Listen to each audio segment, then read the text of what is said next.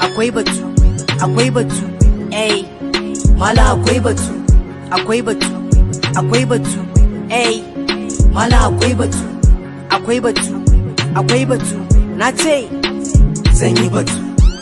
Wani abu nake tunani, da idanuwan ku kuma duk kuna gani, a ce mahauci da kansa ke zagin jini bai kamata ba, a ce mai ido yana rena gani.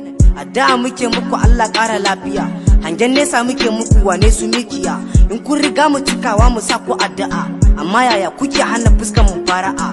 Ku ne muke malakabi abokan kowa, amma ku kalla waɗansu kuna ta yawa. Menene riban tara arzikin haramun? Ku tuna a bayan sa'un dole da jimun.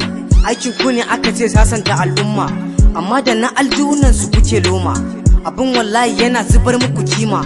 Mana kun fi karfin naira 10, amma kun ansa gida ofis har da titi. Kullum abin na ƙara damun ƙauyuka da siti.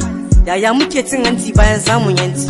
Wallahi muna ta yi wa Allah butulci, dan ya bamu hanyar da zamu ci abinci, amma ka kalla san muna kasa karamci. Burin ku kullum ku ga kun tara teba, kuma wallahi kanku ne kuke makwaba.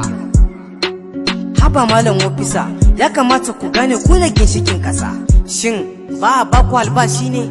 Sani na kasan haƙori da dada shi ne. Abinda kuke yaran ku za su yi alfahari ne? Iyayenmu zub da mutunci ne ku gane. Malam ofisa, ka fi karfin naira 10.